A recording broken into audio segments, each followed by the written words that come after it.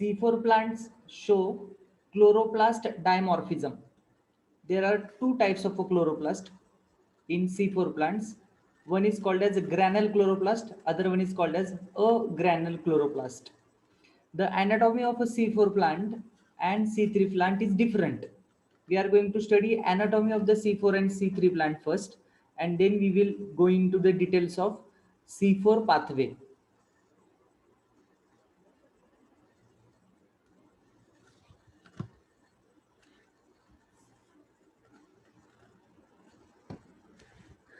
This is C3 plant which having a palisade parenchyma. You can see here palisade parenchyma are present. Vascular bundle, that is xylem and phloem. Vascular bundle, xylem and phloem covered by bundle sheath cell, and here it is a spongy mesophyll cells. Mesophyll cell palisade parenchyma contains chloroplast. You can see here the chloroplast is present in mesophyll as well as spongy mesophyll cell, and there is a stomata on the abaxial surface.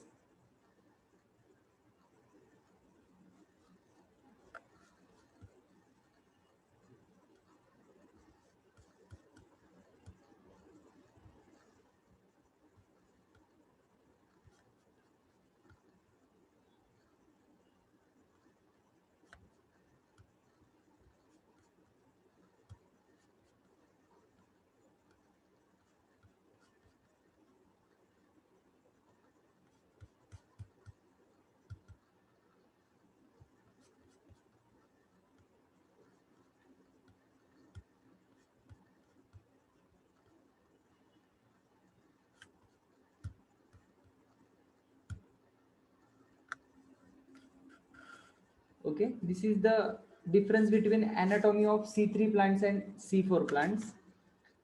C3 plants having epidermis, C4 plants also having a epidermis, upper layer is epidermis. Then there is a palisade parenchyma. Here it is a palisade parenchyma, and the vascular bundle which are present at the center midrib.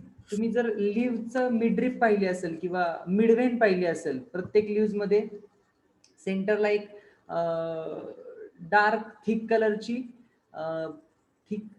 Dark thick nature मध्ये आपल्याला midrib पाहायला मिळते leaves मध्ये.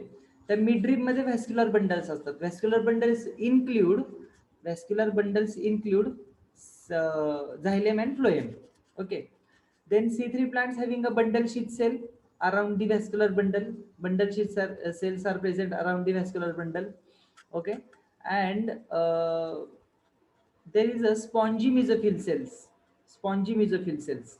Okay, palisade parenchyma are present on the adaxial surface and not on the abaxial surface in C3 plants.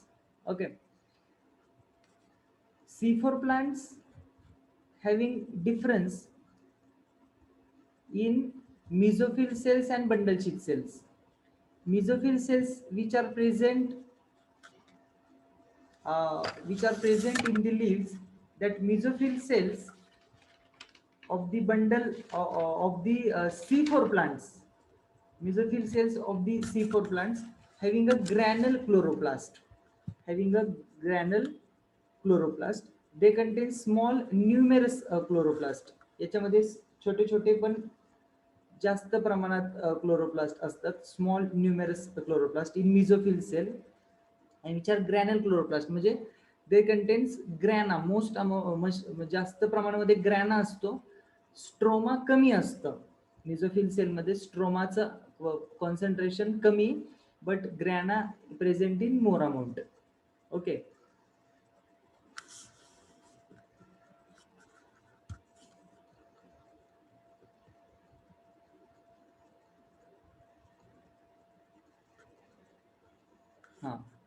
here you can see properly.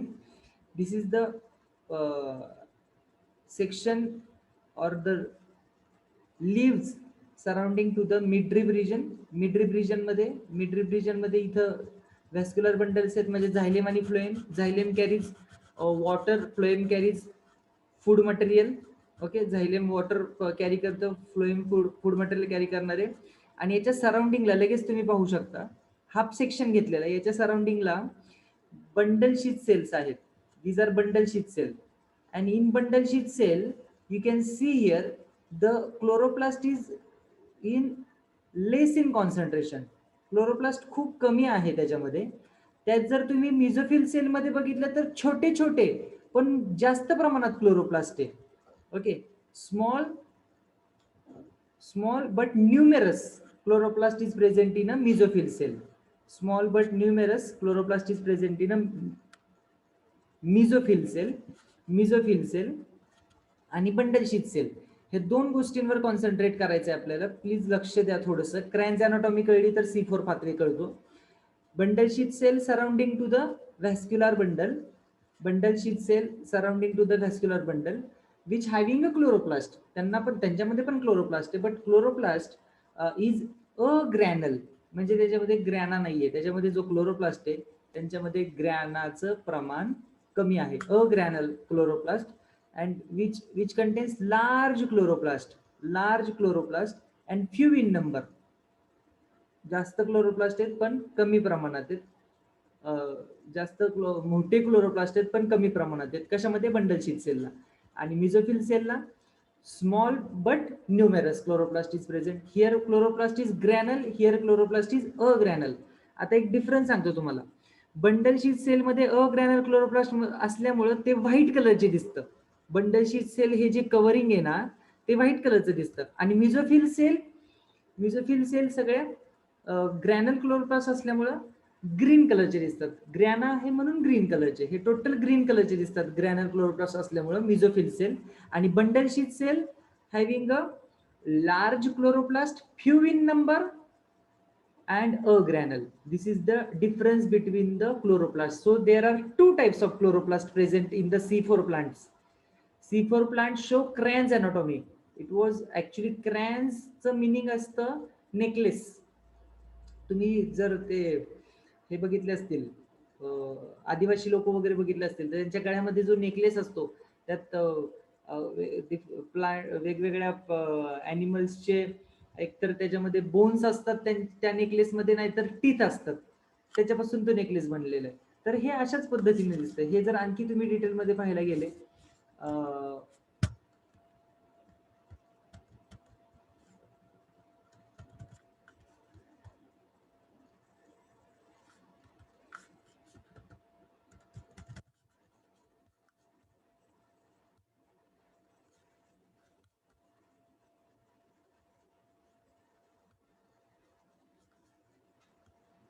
so you will get actual anatomy of the C4 plants.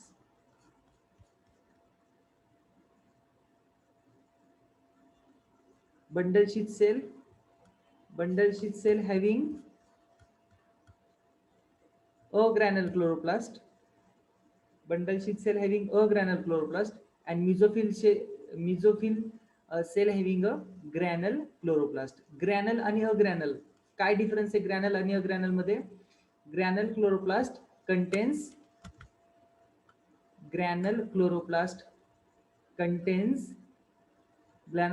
contains more amount of a grana, but the chloroplast is small and numerous. कमी असतात chloroplast पण मोठ्या प्रमाणावर आहेत. Okay, आणखी एक diagram मी तुम्हाला दाखवतो कन्सेप्ट क्लिअर करण्यासाठी, आणखी सोपं जाईल.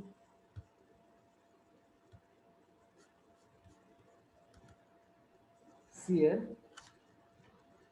this is most elaborative diagram.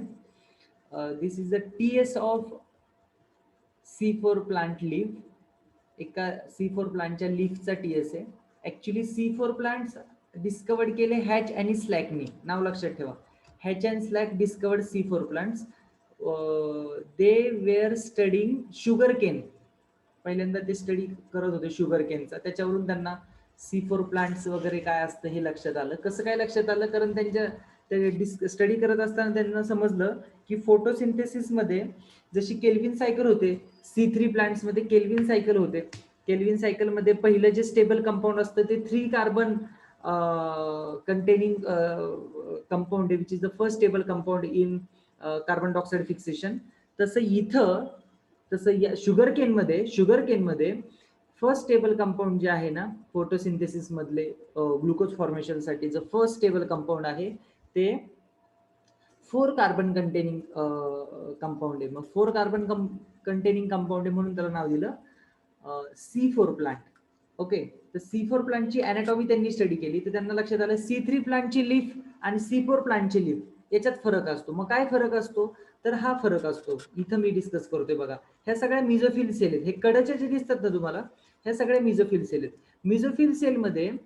मिझोफिल सेलमध्ये लाईट रिएक्शन होतात. मिझोफिल सेल फक्त लाईट रिएक्शन साठी असते कारण there is a ग्रॅनल chloroplast. Grana is present.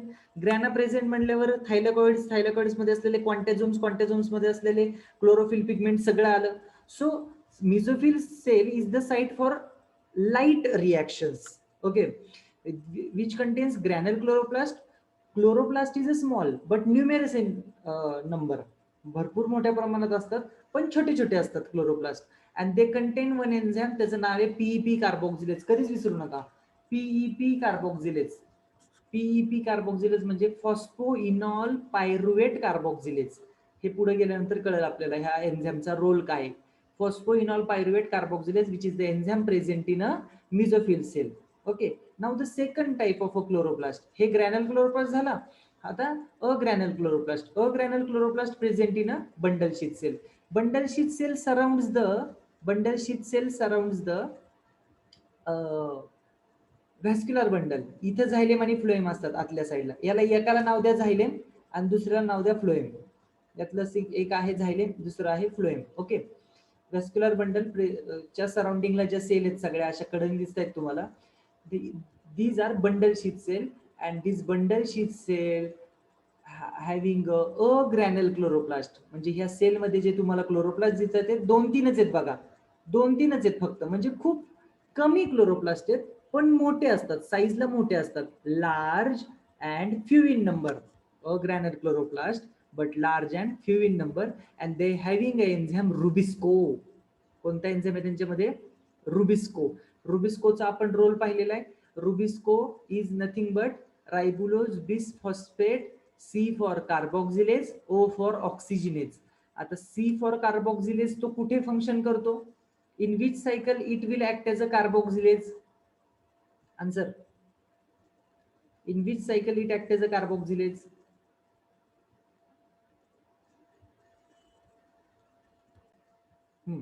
Now it is fixed that Rubisco is the enzyme which having a dual nature. Sometime it act as a carboxylase, sometime it act as a oxygenase. When it will act as a carboxylase? Rubisco will act as a carboxylase in high concentration of carbon dioxide and it will act as an oxygenase in high concentration of oxygen. So high concentration of oxygen we will see in C2 cycle, photorespiration. ऑक्सिजनचं concentration जास्त आहे, बाहेरून carbon dioxide आत येत नाही, आतला oxygen बाहेर जात नाहीये. त्यावेळेस rubisco will work as a oxygenase. And C3 cycle, carbon डायऑक्साईडचं कॉन्सन्ट्रेशन जास्त आहे, ज्याचं प्रमाण जास्त, ज्या सबस्ट्रेटचं कॉन्सन्ट्रेशन जास्त त्या पद्धतीने रुबिस्को काम करत असतो. Which is the largest, which is most abundant protein in the living universe. Most abundant protein in the living universe is Rubisco. 2 function आहेत त्याचे, कार्बोक्सिलेज आणि ऑक्सिजनेज. ते कुठे प्रेझेंट आहे? फक्त बंडल शीथ सेलमध्ये. बंडल शीथ सेलमध्ये कुठलं एन्झाइम प्रेझेंट आहे? रुबिस्को. आणि मिझोफिल सेलमध्ये कोणतं एन्झाइम प्रेझेंट आहे? PEP carboxylase. मिझोफिल सेलमध्ये क्लोरोप्लास्ट कोणते प्रेझेंट आहे? ग्रॅनल क्लोरोप्लास्ट. मिझोफिल सेलमध्ये कोणतं क्लोरोप्लास्ट प्रेझेंट आहे? ग्रॅनल क्लोरोप्लास्ट. आणि बंडल शीथ सेलमध्ये कोणत्या क्लोरोप्लास्ट प्रेझेंट आहे? अग्रॅनल क्लोरोप्लास्ट. अग्रॅनल क्लोरोप्लास्ट म्हणजे ग्रॅना नाही. ग्रॅना नाही म्हणजे लाईट रिएक्शन करण्याचा इथं संबंधच येत नाही. ग्रॅनाच नाही तर लाईट ऍब्झॉर्ब करणार कोण? म्हणजे इथं लाईट रिएक्शन होत नाहीत. मग इथं कोणत्या रिएक्शन होतात? फक्त डार्क रिएक्शन होतात. मग कोणत्या डार्क रिएक्शन मध्ये काय प्रोडक्ट असतं? ग्लुकोज. म्हणजे ग्लुकोज कुठे प्रोड्यूस होणार? बंडल शीथ सेलमध्ये. मिझोफिल सेलमध्ये ग्रॅनल क्लोरोप्लास्ट आहे आणि ग्रॅनल क्लोरोप्लास्ट असताना त्यांच्यामध्ये स्ट्रोमाचं प्रमाण खूप कमी असतं. ग्रॅनल क्लोरोप्लास्ट आहे, स्मॉल आहेत सगळे. क्लोरोप्लास्टचं साईज स्मॉल आहे बट न्यूमेरस खूप सारे क्लोरोप्लास्ट असतात, स्मॉल साईजने स्मॉल आहेत पण नंबरने जास्त आहेत, and they having an enzyme PEP carboxylase. Phosphoenol pyruvic acid. Phosphoenol pyruvic acid is the first carbon dioxide acceptor in C4 plants and which produced first stable product. त्याचं नाव आहे oxaloacetic acid, OAA. Oxaloacetic acid, OAA. Please keep in mind. Okay, Kranz anatomy study झालेली आहे आता आपल्याला C4 plants मध्ये कसा glucose produce होतो हे स्टडी करणं सोपं जाऊ शकतं.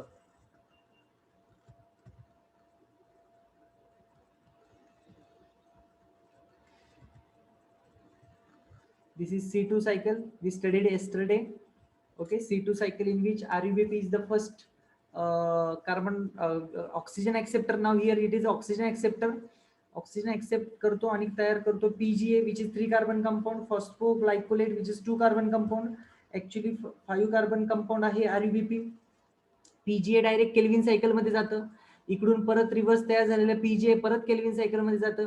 ओके, आणि जे PGA आणि फॉस्फोग्लायकोलेट फॉर्म होणार आहे त्यातलं PGA तर केल्विन सायकल मध्ये गेलं, म्हणजे फर्स्ट स्टेबल कंपाऊंड कोणतं आहे, 2 कार्बन कंपाऊंड आहे, that is phosphoglycolate. So it is known as C2 cycle. Okay, and then it undergo dephosphorylation. यातलं फॉस्फेट रिमूव्ह झाला की ग्लायकोलेट फॉर्म होते. फॉस्फोग्लायकोलेट मधनं फॉस्फो गेल्यावर काय राहणार, glycolate. Glycolate diffused into the peroxisome where it undergo oxidation to form glyoxylate and hydrogen peroxide. Hydrogen peroxide converted into oxygen, nascent oxygen and water. काल reaction दाखवली मी तुम्हाला. And now glyoxylate undergo oxidation. त्याला म्हणतात which इथे enzyme नाही लिहायला पाहिजे, ग्लायकोलेट ऑक्सिडेज हा एन्झाइम इथे लिहायला पाहिजे. Write down this enzyme glycolate oxidase here because glycolate undergo oxidation ना. सो ग्लायकोलेट ऑक्सिडेज एन्झाइम इथं असायला पाहिजे बरं का वरती. Glycolate oxidase.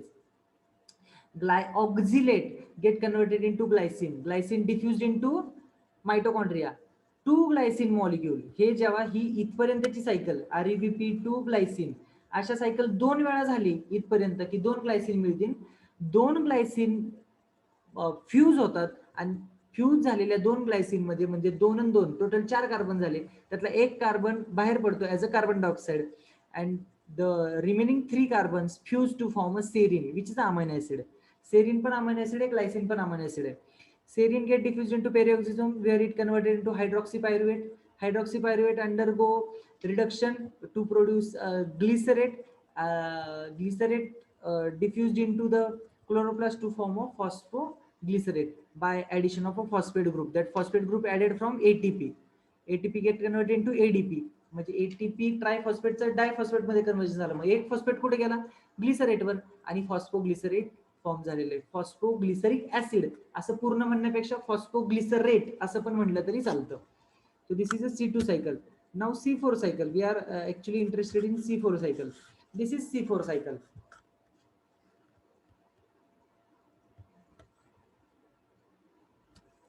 This is C4 cycle. What happen, first carbon dioxide acceptor कोण आहे इथं, फॉस्फोइनॉल पायरुविक ऍसिड. मगाशी म्हणलं ना मी तुम्हाला एन्झाइम PEP कार्बोक्सिलेज. ते पहा, PEP कार्बोक्सिलेज म्हणजे काय, जो कार्बोक्सिलेशन करणार आहे कोणाचं, PEPA. What is PEPA, phosphoenol pyruvic acid. Full form तिथं ऑलरेडी लिहिलेलं आहे मागच्या स्लाइडवर. Phosphoenol pyruvic acid undergo carboxylation to produce OAA. What is OAA, oxaloacetic acid. आणि OAA मध्ये 2 कार्बोक्सिलिक ऍसिड ग्रुप असतात. OAA मध्ये 2 कार्बोक्सिलिक ऍसिड ग्रुप असतात, म्हणून ह्या सायकलला डाय कार्बोक्सिलिक ऍसिड सायकल पण म्हणतात. C4 cycle is also known as dicarboxylic acid cycle. And the first stable compound OAA contains 4 carbon. That's why it is known as C4 cycle. The first stable compound formed during carboxylation of PEPA is oxaloacetic acid, and that oxaloacetic acid contains 4 carbon. That's why it is known as C4 cycle. And why it is called as dicarboxylic acid cycle? Because OAA consists of 2 carboxylic acid functional group.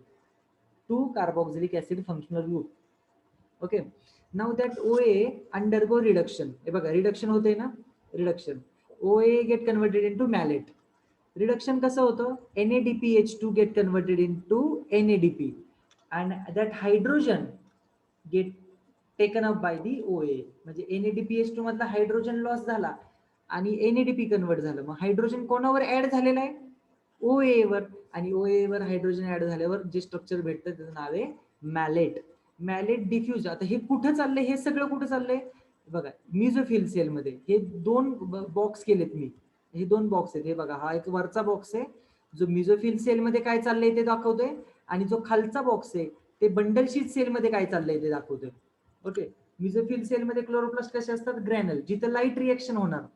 आणि bundle sheath cell मध्ये chloroplast अग्रॅनल, जिथं dark reaction होणार. Dark reaction म्हणजे glucose इथं form होणार आणि इथे ATP NADPH2 वगैरे फॉर्म होऊन भेटणार आहे आपल्याला. malate get diffused into bundle sheath cell. In bundle sheath cell, malate undergo decarboxylation.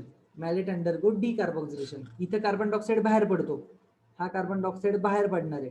आणि when malate undergo decarboxylation in the presence of enzyme malate decarboxylase. नावं बघा, एन्झाईमची तशीच नावं असतात, जी प्रोसेस चालली आणि ज्याच्यावर चालली. कोणावर चाललेली आहे, मॅलेटवर. कोणती प्रोसेस चाललेली आहे, कार्बन डायऑक्साइड रिमूव्ह करायची, त्याला म्हणायचं डिकार्बॉक्सिलेशन.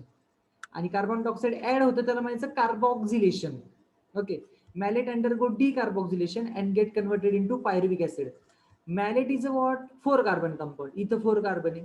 malate इथं काय लिहिणार तुम्ही, 4 carbon. It is again 4 carbon compound. So 4 carbon compound malate undergo decarboxylation. मग malate मधला एक कार्बन डायऑक्साइड कमी होणार, म्हणजे एक कार्बन कमी होणार. मग 4 मधून एक गेला किती राहिलं, 3. मग pyruvic acid is a 3 carbon compound which takes place in this reaction takes place in bundle sheath cell. But the pyruvic acid produced in a bundle sheath cell diffused into mesophyll cell. तुम्ही म्हणता sir इथं pyruvate लिहिलं, इथं pyruvic acid लिहिलं. Pyruvic ऍसिडला shortcut मध्ये pyruvate म्हणतात.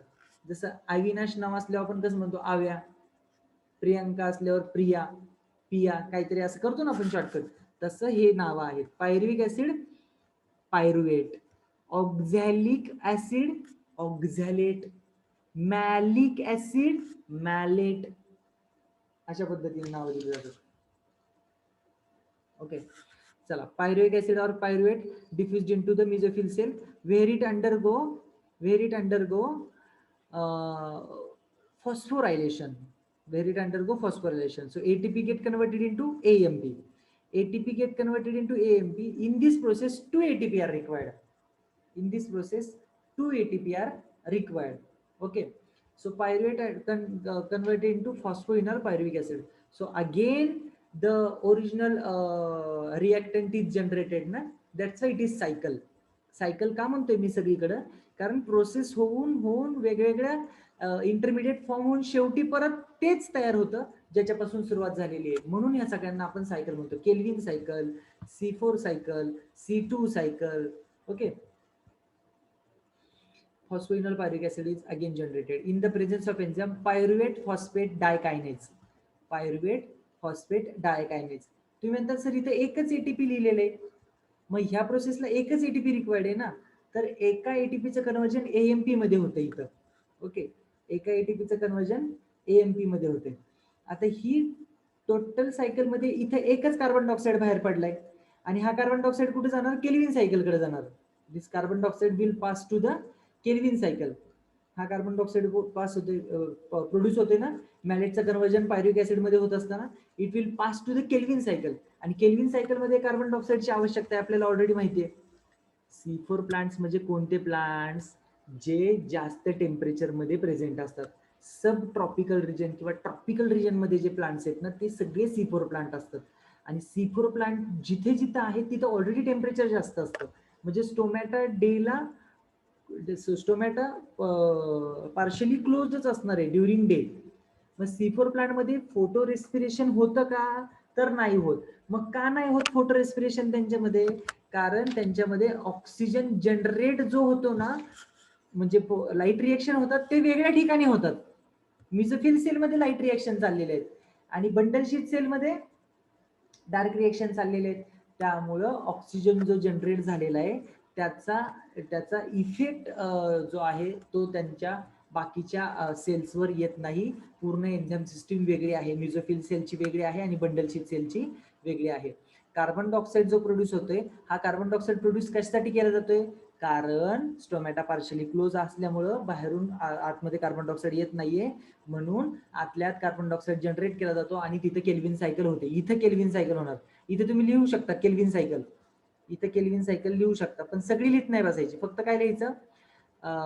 फक्त लिहायचं RuBP2, इथं असं कन्वर्ट करा. इथं लिहा RuBP2, याचं कन्वर्जन करायचं PgAl, आणि PgAl चं परत कन्वर्जन करायचं PgAl चं परत कन्वर्जन करायचं RuBP मध्ये, आणि इथं लिहायचं 1 ग्लुकोज मॉलिक्यूल. ओके, असं शॉर्टकट मध्ये लिहायचं फक्त आपल्याला, कारण पूर्ण ह्या C4 मध्ये C3 काढायची आवश्यकता नाही. C3 ऑलरेडी आपण स्टडी केलेली आहे. हे शॉर्टकट मध्ये तुम्ही इथे लिहू शकता. केल्विन सायकल साठी हा CO2 जनरेट केला जातो. म्हणजे हे एकदा रन झाल्यावर एकच कार्बन डायऑक्साईड भेटणार. असं हे किती वेळा रन व्हावं लागेल? टोटल 6 वेळा. त्यावेळेसच 6 कार्बन डायऑक्साईड अवेलेबल झाले तरच आपल्याला 6 कार्बन डायऑक्साईड अवेलेबल झाले म्हणजे C4 pathway, C4 cycle when takes place 6 times at the 6 times, then there will be a 1 glucose formation by C3 pathway. Glucose हा C3 पाथवे मधूनच तयार होणार, पण C3 पाथवे फॉर्म होण्यासाठी, C3 पाथवे रन होण्यासाठी carbon डायऑक्साईडचं concentration जास्त required आहे. आणि कार्बन डायऑक्साईड इथं अवेलेबल आहे का या प्लांट्सला? शुगर केन, ज्वारी, सॉर्गम ज्वारी, युफोर्बिया, तुम्हाला सांगतो अजून ॲमारॅन्थस, हे C4 प्लांट्स आहेत. ओके, चिनोपोडियम, हे C4 प्लांट्स आहेत. आणि ह्या C4 प्लांट्स मध्ये स्टोमॅटा पार्शली क्लोज आहेत, कारण ऑलरेडी ते टेम्परेट रिजन मध्ये प्लांट्स आहेत. ऑलरेडी ते टेम्परेट रिजन मध्ये प्लांट्स आहेत, त्यामुळे स्टोमॅटा पार्शली क्लोज आहेत. स्टोमॅटा पार्शली क्लोज असल्यामुळं कार्बन डायऑक्साईड अवेलेबल नाहीये, आणि कार्बन डायऑक्साईड अवेलेबल नसल्यामुळे मग काय करायचं? कमी कार्बन डायऑक्साईड अवेलेबल जो आहे तो कमी. तुम्ही म्हणता कार्बन डायऑक्साईड अवेलेबल नाही म्हणताय तुम्ही, सर पहिली रिएक्शन तर कार्बोक्सिलेशनच झाली. तर माहिती असू द्या, हा जो C4 pathway, this takes place at only 2 ppm concentration of a carbon dioxide. 2 ppm carbon डायऑक्साईडचं कॉन्सन्ट्रेशन असलं तरी हा पाथवे रन होत असतो. कमी कॉन्सन्ट्रेशन असताना सुद्धा रन होतो 2 ppm. आणि ह्याला किती लागतं? C3 पाथवेला किती किती रिक्वायर्ड कॉन्सन्ट्रेशन सांगा मला? C3 पाथवेला कार्बन डायऑक्साईडचं कॉन्सन्ट्रेशन किती रिक्वायर्ड आहे?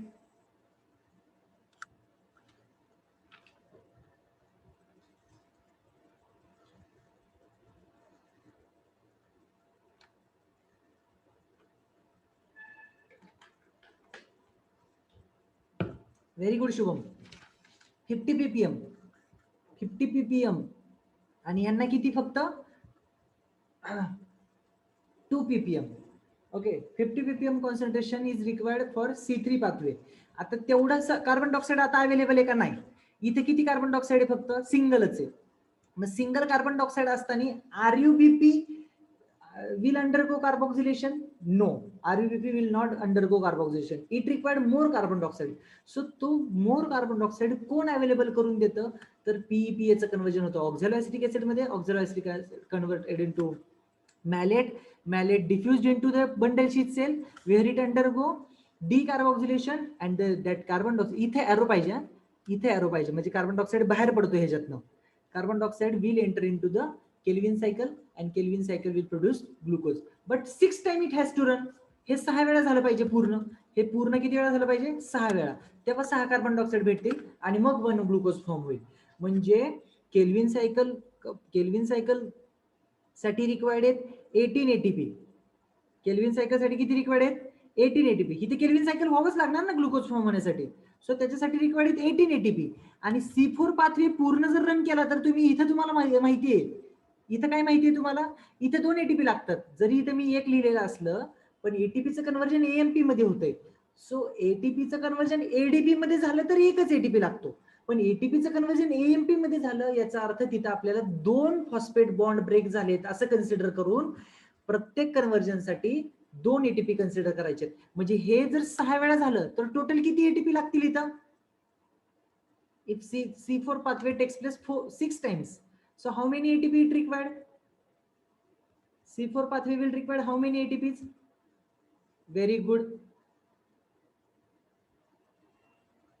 Priyanka Shabas.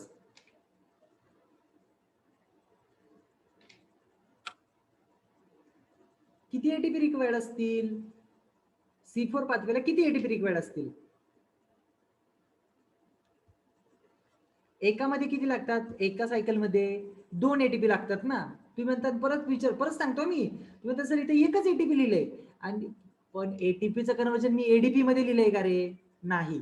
एटीपीचं एएमपी मध्ये लिहिलंय म्हणजे 2 वेळा फॉस्फेट बॉन्ड ब्रेक झाला पाहिजे. एटीपीचा एडीपी मध्ये होताना एक फॉस्फेट बॉन्ड ब्रेक होतो आणि एडीपीचा एएमपी मध्ये होताना आणखी एक फॉस्फेट बॉन्ड ब्रेक होतो.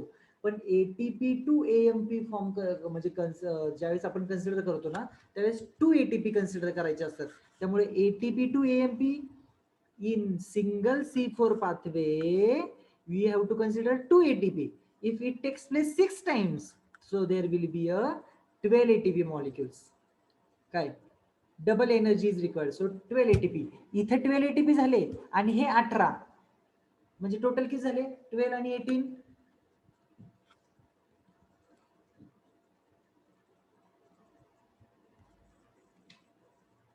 12 आणि 18 टोटल किती झाले?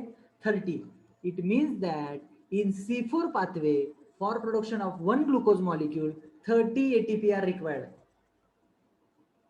Clear?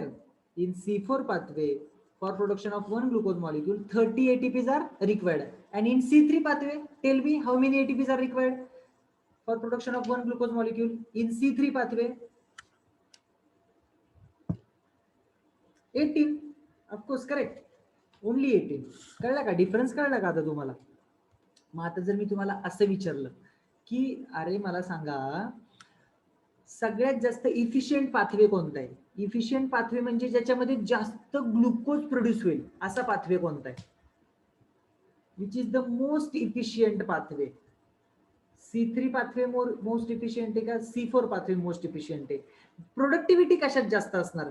ग्लुकोज जास्त कुठे तयार होणार? C3 ला का C4 ला?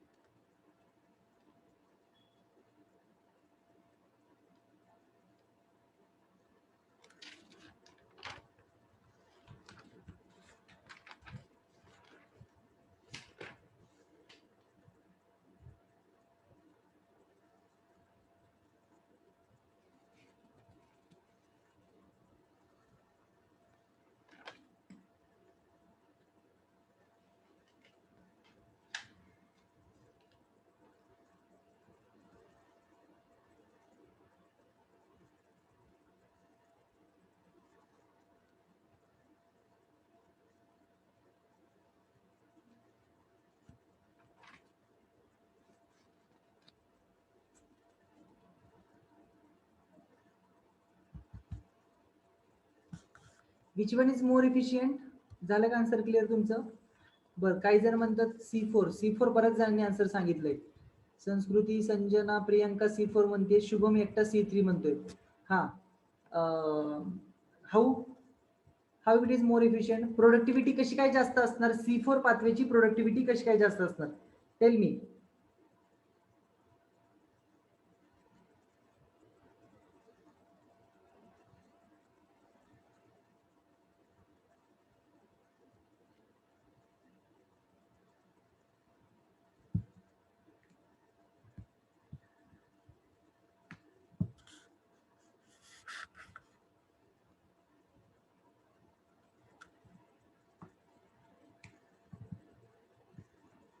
How it is possible?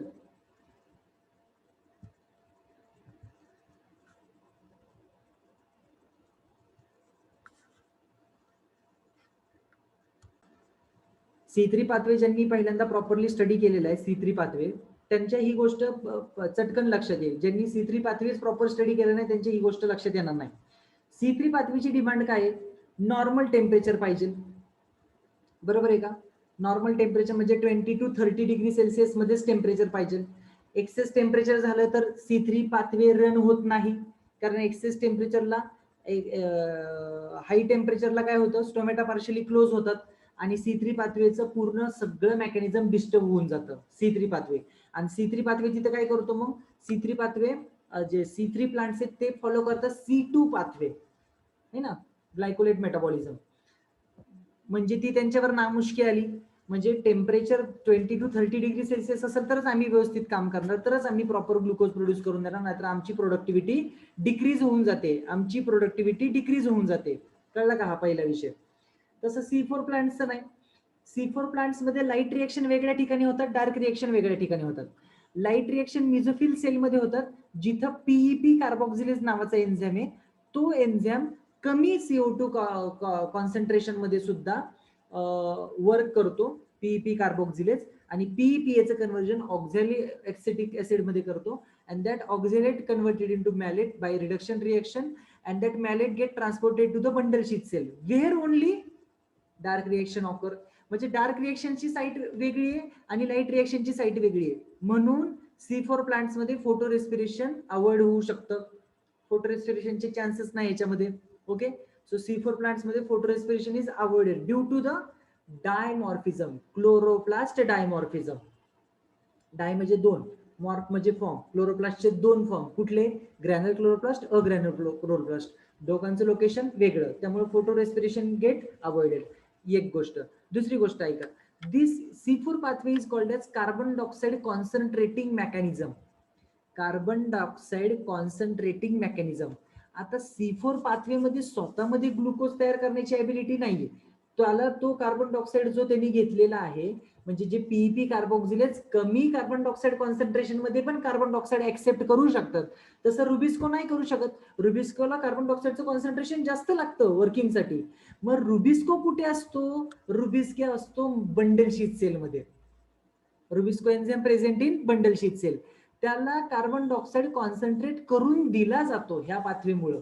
Carbon dioxide concentrate करून कसा दिला जाणार, पीपीए ऍक्सेप्ट करणार कार्बन डायऑक्साईड, कन्वर्जन होणार ओए मध्ये, ओएचं मॅलेट मध्ये, मॅलेट बंडल शीथ मध्ये येणार, आणि बंडल शीथ मध्ये त्याचं कन्वर्जन पायरिक ऍसिड मध्ये होणार. म्हणजे इथं CO2 रिलीज होतो, परत असंच, परत इथं CO2 रिलीज, परत असंच, परत असंच इथं CO2 रिलीज. म्हणजे कमी कॉन्सन्ट्रेशन असताना सुद्धा कार्बन डायऑक्साईडचं हे प्रॉपरली ग्लुकोज प्रोड्यूस करू शकतात.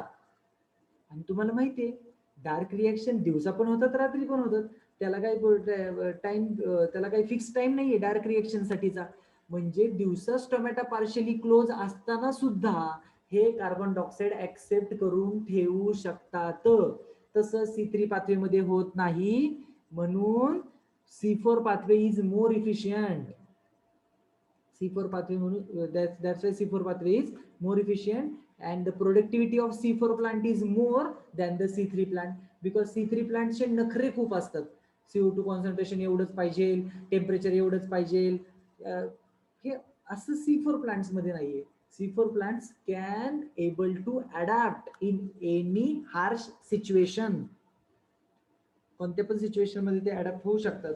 म्हणून तर मेज, शुगर केन, ज्वार, ॲमारॅन्थस म्हणजे राजगिरा. ॲमारॅन्थस पण याचं एक एक्झाम्पल आहे. ॲमारॅन्थस, चिनोपोडियम, युफोर्बिया हे C4 प्लांट्स आहेत, जे ऍक्च्युली युनिव्हर्समध्ये ज्यांचं प्रमाण कमी आहे.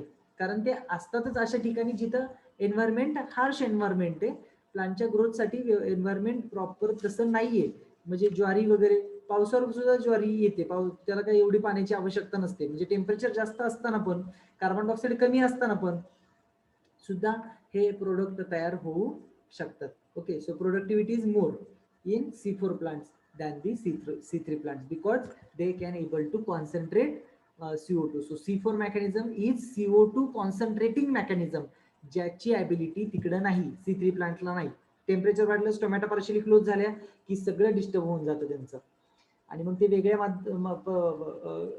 सेपरेट एक वे यूज करतात, that is called as glycolate metabolism or C2 pathway through which they start producing glucose, but the rate is slow. Glucose production rate is very slow in C2 pathway. C3 pathway वर, C3 plants वर आलेली नामुष्की म्हणजे C2 pathway. Okay, आणि C4 plant तयारच त्याच्यासाठी झालेले आहेत की आम्ही हाय टेम्परेचर रिजनला असणारे, स्टोमॅटा पार्शियली क्लोज होणार आहे, CO2 कॉन्सन्ट्रेशन कमी असणार आहे. मग आम्ही तसं आमच्याकडे एक एन्झाइम ठेवलाय जो कमी कॉन्सन्ट्रेशन असताना सुद्धा CO2 चं कार्बोक्सिलेशन प्रोसेस करू शकतो. आणि तो जो कार्बन डायऑक्साईड आहे तो फायनली कुठं अवेलेबल करून देतोय, तो C3 पाथवेला. इथे C3 पाथवे तुम्ही ड्रॉ करणार आहात, परत परत सांगतोय मी. ओके, तरच ही रिएक्शन कंप्लीट होती आणि मग ग्लुकोज फॉर्म होईल. टोटल एटीपी प्रोडक्शनचा जर तुम्ही विचार करताल, एटीपी युटिलायझेशनचा जर तुम्ही विचार करताल, तर C3 पाथवेमध्ये फक्त 18 एटीपी लागतात, पण C4 पाथवेमध्ये ग्लुकोज प्रोड्यूस करायला 30 एटीपी लागतात. कसे ते मी आता एक्सप्लेन केले. क्रॅन्झ अॅनाटॉमी समजली का? Did you get Kranz anatomy? What is the name of that compound? First stable compound in C3 plants is 3 carbon compound. What is the name of that compound?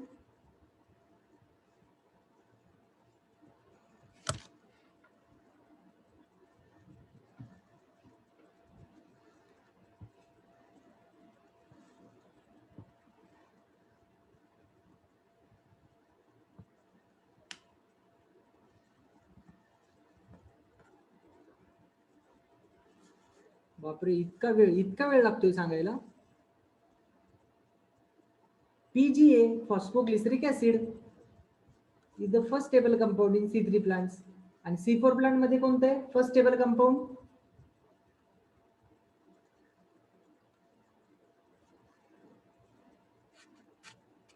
ऑक्झॅलोएसिटिक acid, OAA. Oxaloacetic acid, OA. O2 concentration 2 to 4%. O2 concentration is less than 1%. Optimum temperature required 10 to 30 degree Celsius. Optimum temperature more than 30 degree Celsius. कारण सगळे plant कुठे थे C4 plants high temperature region मध्ये आहेत. Saturation point reach at 10 to 70 degree 70% of full sunlight, and saturation point is not reached at even a full night. म्हणजे किती लाईटचं concentration असू द्या तरी पण ऑक्सिजन आतमध्ये ऑक्सिजन सॅच्युरेट होत राहत नाही. तसं इथं जर फुल 10 to 70% सनलाईट असली की ऑक्सिजन सॅच्युरेट व्हायला लागतो. Rate of photosynthesis 15 to 35 milligram per carbon dioxide per decimetre square per hour. आणि इथं किती rate of photosynthesis? 140 to 80 milligram. म्हणजे इथं रेट ऑफ फोटोसिंथेसिस जास्त आहे than this. Okay, number wise तुम्हाला इथं आता तर क्लिअर झालं असेल की रेट ऑफ फोटोसिंथेसिस जास्त आहे म्हणजे ऑफकोर्स ग्लुकोज प्रोडक्शन पण जास्त असणार. Do not possess Kranz anatomy असतं का असं इथं? Mesophyll cell, bundle sheath cell, bundle sheath cell मध्ये अग्रॅन्युल क्लोरोप्लास्ट, मिझोफिल सेल मध्ये ग्रॅन्युल क्लोरोप्लास्ट, असं काही नसतं C3 प्लांट मध्ये. C4 plant possess Kranz anatomy. Monomorphic chloroplast, monomorphic म्हणजे एकच फॉर्म असतो क्लोरोप्लास्टचा, आणि द डायमॉर्फिक क्लोरोप्लास्ट म्हणजे अग्रॅनल ग्रॅनल असे 2 chloroplast. Bundle sheath cell usually do not contain chloroplast. यांच्यात तर बंडल शीट सेल मध्ये क्लोरोप्लास्टच नसतात. इथं बंडल शीट सेल मध्ये क्लोरोप्लास्ट असतात, which are agranal chloroplast. Grana is absent. Stroma is present in large quantity. First CO2 acceptor is RUBP and first CO2 acceptor is phosphoenol pyruvic acid.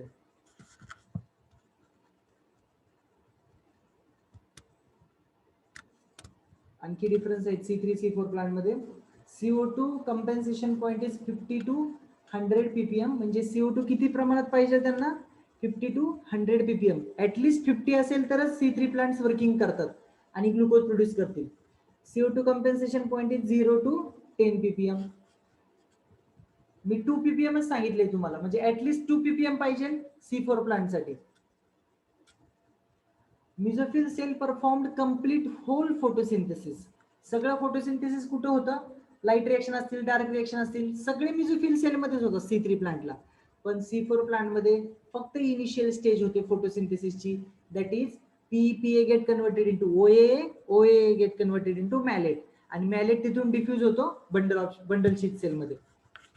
C3 cycle operate in all plants. C4 cycle operates in few plants. कमी plants आहेत हे C4 plants, कमी प्रमाणात असतात. मोर efficient in low temperature. हा, कमी temperature असेल तर इफिशियन्सी यांची जास्त आहे, आणि more efficient in high temperature. Temperature जर जास्त असेल तर C4 प्लांटचा more efficient. Carbon assimilation is slow, carbon assimilation is high. म्हणजे कार्बन स्टोरेज जो आहे, कार्बन सॅच्युरेशन जे आहे ते खूप कमी किंवा हळूहळू हळूहळू ही सायकल परफॉर्म होते आणि कार्बन ॲसिमिलेशन इज मोर म्हणजे carbon readily get accepted by PEPA, converted into OA to malate like is bundle sheet cell मध्ये त्याचं ते डिकार्बोक्सिलेशन CO2 रिलीज होणार, CO2 एक्सेप्ट करणार, RBP converted into PGA converted to PGL get converted into DHAP आणि लगेच ग्लुकोजचं formation. ही fast होते process as compared to C3 plants. Respiratory question म्हणजे काय, the carbon dioxide evolved per oxygen used is called as respiratory question. आणि photosynthetic question म्हणजे काय, oxygen evolved per carbon dioxide used. माहिती आहे तुम्हाला रेस्पिरेशन मध्ये कार्बन डायऑक्साइड इव्हॉल्ड होतो. आपण जेव्हा रेस्पिरेशन करतो तेव्हा कार्बन डायऑक्साइड बाहेर पडतो, ऑक्सिजन यूज होतो, त्यांचा रेशो म्हणजे रेस्पिरेटरी क्वेश्चन. आणि फोटोसिंथेटिक क्वेश्चन म्हणजे प्लांट कार्बन डायऑक्साइड यूज करतात आणि ऑक्सिजन इव्हॉल्ड करतात, त्याचा रेशो म्हणजे फोटोसिंथेटिक क्वेश्चन. ओके.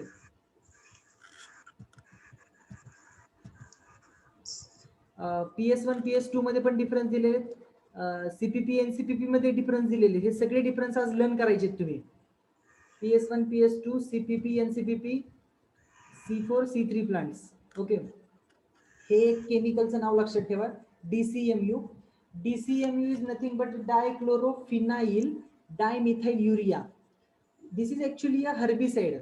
म्हणजे तण वाढतं ना शेतामध्ये, तणनाशक किंवा छोटे छोटे प्लांट्स येतात आपले ऍक्च्युअल क्रॉप प्लांट सोडून बाकीचे जे प्लांट्स येतात त्यांना किल करण्यासाठी हे DCMU यूज करतात, which is a herbicide which kills the weeds by inhibiting CO2 fixation. DCMU काय करतं माहिती का एक्झॅक्टली, कसं काय तो प्लांट करू शकतो. प्लांट मधल्या PS2 जे आहे ना, PS2 फोटोसिस्टीम 2 in which 680 is a reaction center. फोटोसिस्टीम 2 ला 680 नॅनोमीटरची वेव्हलेंथ ते ऍब्झॉर्ब करतात आणि कोणाकडे पास करतात इलेक्ट्रॉन, PS2 मध्ये. आठवते का, PS2 मध्ये इलेक्ट्रॉन ट्रान्सफर कोणाकडे होतो, फर्स्ट इलेक्ट्रॉन एक्सेप्टर कोण आहे PS2 मध्ये,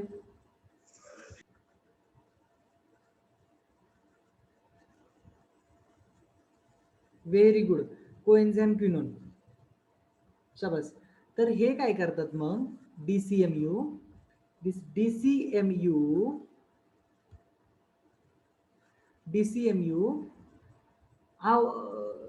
blocks the electron flow at the quinine acceptor of the PS2 by competing for the binding site of a plastoquinone. म्हणजे DCMU बाइंड होणार कशाला जाऊन, प्लास्टोक्विनोनला. इलेक्ट्रॉन त्याच्याकडे पास होऊ देणार नाही, म्हणजे PS2 स्टॉप होणार. PS2 जर स्टॉप झाली तर टेल मी कशावर इफेक्ट येईल, CPP वर इफेक्ट येईल का NCPP वर इफेक्ट येईल, which will stop? If PS2 is blocked, if PS2 मध्ये जे इलेक्ट्रॉन ट्रान्सफर आहे तो जर ब्लॉक झाला तर त्याचा रिझल्ट कशावर येईल, CPP स्टॉप होईल का NCPP स्टॉप होईल.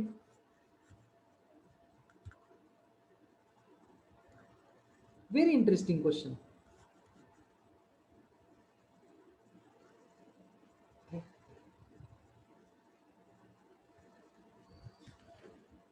विचार करून आन्सर द्या.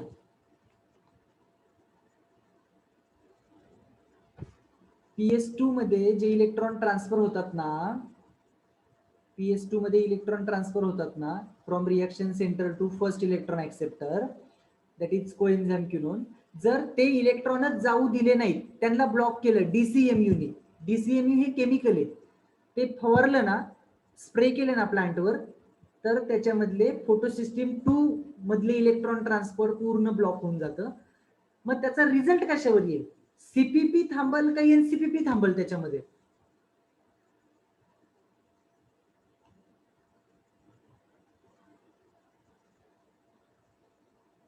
Correct, Vaishnavi correct, Sanjana correct, Shubham correct आणि शुभम गुप्ता पण करेक्ट. आला आता लक्षात, शाबास.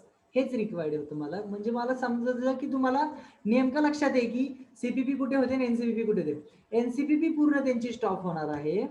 NCPP स्टॉप झाली की तुम्हाला माहिती आहे NADPH2 नाही तयार होणार, NADPH2 जर नाही तयार झाला, ATP जर नाही तयार झाले, तर फोटोसिंथेसिस नाही होणार. फोटोसिंथेसिस नाही झालं तर त्या प्लांटची डेथ होणार. प्लांटला दुसरा पर्याय काय? प्लांट्स आर ऑटोट्रॉप, ते दुसऱ्याकडनं फूड मटेरियल घेतील का? नाही. आणि मग ते मग काय ऍक्ट होतं, म्हणून ते ऍक्ट ॲज अ हर्बिसाइड. आणि असे जे छोटे छोटे रोपटे आहेत ना, जे नको आहेत आपल्याला क्रॉप फील्डमध्ये, ते सगळे त्याच्यातनं किल होऊ शकतात. DCMU is the herbicide which kills the weed by inhibiting CO2 fixation. म्हणजे फोटोसिंथेसिस होऊ देत नाही. CO2 फिक्सेशन कसं थांबवणार? CO2 फिक्सेशन केल्विन सायकल नाही होणार. का केल्विन सायकल नाही होणार? अहो, केल्विन सायकल साठी ATP पाहिजे, NADPH2 पाहिजे, तो नाही मिळाला. का नाही मिळाला? का नाही मिळाला? का नाही मिळाला? कारण ते ज्याच्याकडून मिळणार होतं, लाईट रिएक्शन कडून, नॉन सायक्लिक फोटोफॉस्फरायझेशन कडून, ते स्टॉप झाले. का स्टॉप झाले? कारण त्यातले इलेक्ट्रॉन ट्रान्सफर ब्लॉक केले. कुणी ब्लॉक केले? DCMU. हा त्याच्या मागचं थिअरी आहे. अजिबात विसरू नका, हा नीटला आलेला क्वेश्चन एकदा. Phycobilisomes contain phycobilins present outer membrane of thylakoids. Phycobilins जे आहेत ते थायलॉइडच्या आउटर मेम्ब्रेनला असतात. आणि जे क्रिप्टोमोनॅड्स प्लांट्स आहेत, क्रिप्टोमोनॅड्स, त्यांच्यामध्ये फायकोबिलिन्स इनर मेम्ब्रेनला प्रेझेंट असतात. Phycobilins are present on inner membrane in cryptomonads and phycobilins are mostly present on outer membrane of the thylakoid. हॅलोबॅक्टेरिया और हॅलोफाइट्स. हॅलोफाइट्स म्हणजे काय? जे सलाईन वॉटर मध्ये डेव्हलप होत असतात. जे प्लांट्स खाऱ्या पाण्यामध्ये वाढतात ना, म्हणजे समुद्राच्या पाण्यामध्ये, त्यांना म्हणतात हॅलोफाइट्स. PS1 म्हणजे bacteriorhodopsin pigment is present because they don't need to produce glucose. Halophytes किंवा हॅलोबॅक्टेरिया यांच्यामध्ये हे ग्लुकोज प्रोड्यूस करत बसत नाही. हॅलोफाइट्स आणि हॅलोबॅक्टेरिया ग्लुकोज प्रोड्यूस करत बसत नाही. त्यांच्यामध्ये PS1 सिस्टीम आहे, ज्याच्यामध्ये ATP तयार होतं. आणि ATP तयार झालेला ATP ते स्वतःच्या बॉडीच्या प्रोसेससाठी यूज करतात. ग्लुकोज प्रोड्यूस करून त्यांना काय कोणाला सप्लाय करायचंय का ग्लुकोज? समजा ज्वारीचं प्लांट आहे, बाजरीचं प्लांट आहे, मेज प्लांट आहे, शुगर केन आहे, त्यांनी ग्लुकोज नाही प्रोड्यूस केलं तर चालेल का? नाही चालणार. कारण त्यांना बाकीच्या प्लांट्स, बाकीच्या ॲनिमल्सला नरिश करायचंय. तसं हॅलोबॅक्टेरिया, हॅलोफाइट्स यांच्यामध्ये फक्त PS1 असते, PS2 नसते त्यांच्याकडं, फक्त PS1 आहे. कारण त्यांच्याकडे कुठला पिगमेंट आहे? Bacteriorhodopsin. They have a pigment bacteriorhodopsin. That's why they do not produce glucose. How many more ATP molecules are required in C4 plants per CO2 molecule? C4 plant मध्ये पर CO2 molecule किती ATP जास्त required आहेत? तर आपल्याला माहिती आहे 18 दोन्हीकडेच आहेत. 12 ATP जास्त लागतात C4 प्लांट मध्ये. आणि 6 CO2 मॉलिक्यूल फिक्स करण्यासाठी 12 ATP. मग एका कार्बन डायऑक्साईडला किती ATP? एक्स्ट्रा ATP 12च आहेत ना, 18 सेमच आहेत. 12 ATP एक्स्ट्रा आहेत. मग पर 6 CO2 मॉलिक्यूलला 12 ATP. मग एका कार्बन डायऑक्साईडला किती ATP? असा साधा सरळ सोपा क्वेश्चन आहे याचा. तर एका कार्बन डायऑक्साईडला, ऑफकोर्स करेक्ट आन्सर आहे तुमचं, व्हेरी गुड, एका कार्बन डायऑक्साईडला 2 ATP.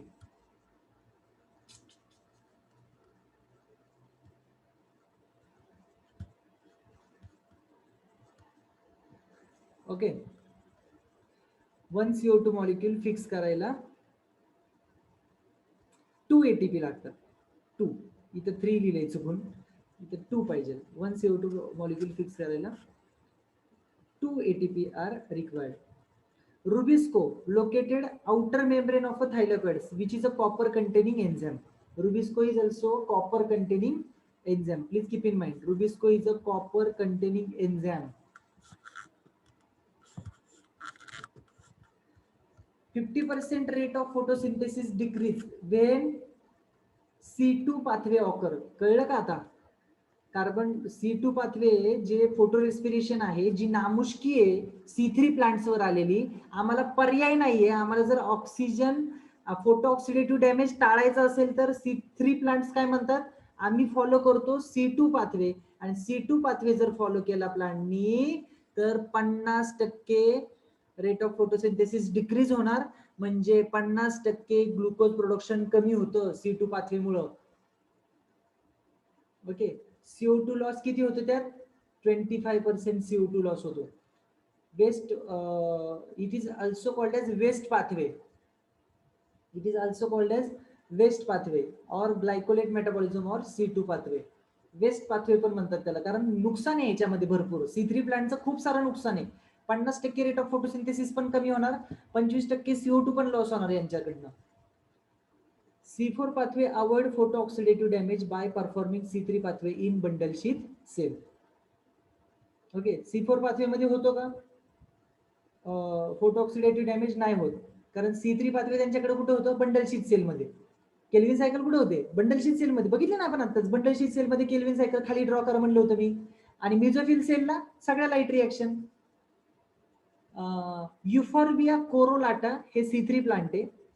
युफॉर्बिया मॅक्युओलाटा हे C4 प्लांट आहे. आणि ग्रॅसेलोटेरिओप्सिस सेमियालाटा हे C3 आणि C4 दोन्ही पण पाथवे याच्यामध्ये होतात. हे का दिलेले आहेत? कारण हे विचारलंय एका एक्झाम मध्ये, त्यामुळे मी लास्ट टाइम दिलं की युफॉर्बिया सेम दिसते दोन्हीकडं. मग C3 कुठलं, C4 कोणतं? तर कोरोलाटा C3 आहे, मॅक्युलाटा C4 आहे, लक्षात ठेव. एटीपीचं कन्वर्जन एडीपी मध्ये होताना किती एनर्जी रिलीज होते? 7.3 किलो कॅलरी एनर्जी रिलीज होते. आणि एडीपीचं कन्वर्जन एएमपी मध्ये होताना किती एनर्जी रिलीज होते? 6.8 kilo calorie. Okay, overall reaction of C4 pathway. C4 pathway जर तुम्हाला लिहायचं असेल ओव्हरऑल रिएक्शन, तर तुम्ही असे लिहू शकता. 6 PEPA म्हणजे फॉस्फेनॉल पायरुविक ऍसिड. केल्विन सायकल पण होते म्हणून मी इथे लिहिले 6 RUBP. आणि 30 ATP टोटल यूज होतात. Gate converted into 12 NADP plus 12 NADPH2 required, कारण C3 पाथवे पण होतो. हे दोन गोष्टी कुठल्या आहेत? 6 RUBP, 12 NADPH2 आणि ह्यातले 18 ATP. हे कशातले? C3 पाथवे मधले. C4 मध्ये C3 होतेच की. And gate converted into 6 PEP, 6 RUBP, C6H12O6, 1 glucose molecule only, 30 ADP, 30 H3PO4 and 12 NADP. We can write overall reaction of a C4 plant. CO2 compensation point. What is CO2 compensation point? Where CO2 concentration is reduced, there come a point at which eliminated plant part stops absorbing carbon dioxide or threshold value. Eliminated नाही पाहिजे इथं, illuminated पाहिजे. Illuminated I पाहिजे इथं, I ईच्या जागी I पाहिजे. Illuminated म्हणजे ज्या प्लांटवर लाईट पडते आहे ना, एक वेळ अशी येते की CO2 चं कॉन्सन्ट्रेशन खूप कमी होतं, खूप कमी होतं. लाईट भरपूर भेटतीये, पण CO2 चं कॉन्सन्ट्रेशन इतकं कमी झालंय की याच्या खाली आता CO2 ऍब्झॉर्ब केला जाऊ शकत नाही. म्हणजे त्याच्यामध्ये असलेला RUBP किंवा त्याच्यामध्ये असलेले PEPA हे CO2 ऍब्झॉर्ब करू शकत नाही. मग कशाच्या खाली? C3 प्लांट म्हणतात 50 ppm च्या खाली आम्ही CO2 ऍब्झॉर्ब करू शकत नाही, आम्हाला 50 ppm च्या वरतीच कार्बन डायऑक्साईडचं कॉन्सन्ट्रेशन पाहिजे. आणि C4 प्लांट म्हणतात 0 ते 10 ppm मध्ये. मी तुम्हाला सांगितले 2 ppm ऍटलिस्ट किती पाहिजे? C4 प्लांट साठी 2 ppm पाहिजे. 2 ppm च्या खाली जर CO2 कॉन्सन्ट्रेशन असेल तर C4 प्लांट ऍब्झॉर्ब करू शकत नाही. त्याला म्हणायचं CO2 compensation point. CO2 concentration in atmosphere पहिल्याच लेक्चरला मी सांगितले, विच इज 360 ppm और 0.36% और 360 ppm. ppm म्हणजे parts per million. Okay,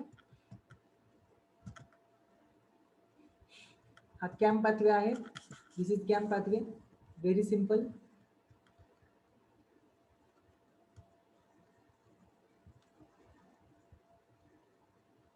C4 pathway मध्ये रिएक्टिंग मध्ये CO2 नाही.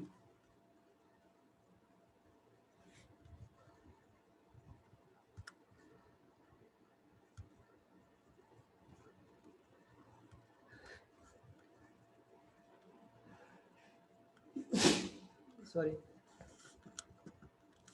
हा या रिएक्शन मध्ये CO2 नाहीये, इथं 6 CO2 पाहिजे.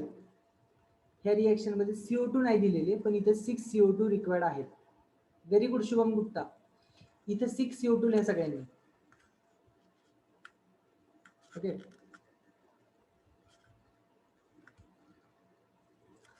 So this is all about Kranz anatomy and C4 pathway. Complete झालेलं आहे. डिफरन्स वगैरे घेतलेला आहे. आज परत घरी चांगला त्याचा स्टडी करा. 10 टाइम्स ॲटलिस्ट तुम्हाला सायकल लिहिणं भाग आहे. मी काल पाठवलेले जे फोटोज आहेत त्या फोटोजमध्ये पहा छान पद्धतीने त्याच्यामध्ये लिहिलेलं आहे.